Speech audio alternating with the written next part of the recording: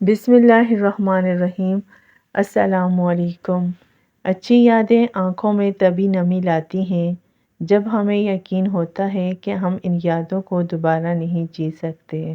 تم اس شخص کی تھکن اور آئیگانی کے دکھ کا اندازہ نہیں کر سکتے جسے راستے کے اختتام پر معلوم پڑے کہ وہ تو سارا سفر ہی غلط راستوں پر کرتا رہا۔ فاصلوں سے کبھی فرق نہیں پڑتا اگر رشتوں کی جڑیں مضبوط ہوں۔ دکھ میں کبھی بھی پچھتاوے کے آنسو نہ بہاؤ، کیونکہ تم تو وہ خوش نصیب ہو جس کو اللہ نے آزمائش کے قابل سمجھا ہے۔ گھبرانا نہیں، ٹھوکر بھی ان کو لگتی ہے جن کو رب نے تھامنا ہوتا ہے۔ مضبوط تو وہ لوگ ہیں جو رونے کے بعد اپنے آپ کو خود سمجھائیں، اللہ ہے نا، سب ٹھیک ہو جائے گا۔ انسان چہرہ تو صاف رکھتا ہے جس پر لوگوں کی نظر ہوتی ہے، مگر دل کو صاف نہیں رکھتا جس پر اللہ کی نظر ہوتی ہے۔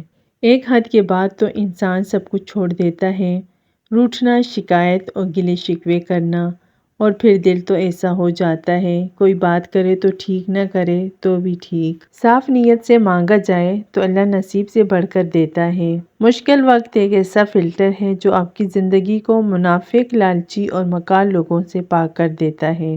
اللہ کا ذکر کرتے رہا کرو، چاہے گھر میں ہو یا راستے میں، کیونکہ جس چیز کے سامنے تم اللہ کا ذکر کرو گے، چاہے وہ پتھر، پھول، درخت یا کچھ بھی ہو، قیامت کے دن تمہاری گواہی دے گا۔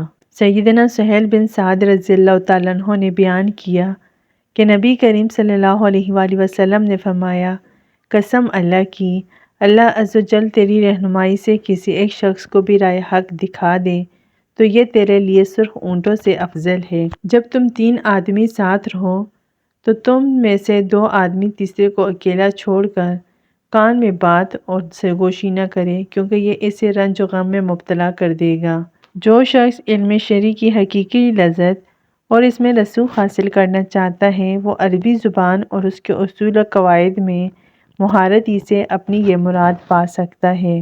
حضرت انس رضی اللہ تعالیٰ عنہ فرماتے ہیں کہ نبی اکرم صلی اللہ علیہ وآلہ وسلم نے فرمایا، سارے انسان خطا کار ہیں اور خطا کاروں میں سے سب سے بہتر وہ ہیں جو توبہ کرنے والے ہیں۔ اگر گندے کپڑوں میں شرم آتی ہے تو گندی سوچ رکھنے میں بھی شرم آنی چاہیے۔ ایک عورت کی میچورٹی یہ ہے، اسے یہ علم ہو کہ مضبوط اور با کردار ہونا خوبصورت ہونے سے لاکھ درجے بہتر ہے۔ اللہ کتنے نصیبوں والے ہوں گے وہ ہاتھ جن سے اللہ لکھا جائے گا۔ اگر خوبصورتی سفید رنگ میں ہوتی تو کفن کو دیکھ کر ڈر نہ لگتا، اور اگر یہ بدصورتی کالے رنگ میں ہوتی تو کعبے کو دیکھ کر سکون نہ ملتا۔ جو رشتے سکھ دینے کے بجائے دکھ دینے لگیں ان سے دور ہو جانا ہی بہتر ہے۔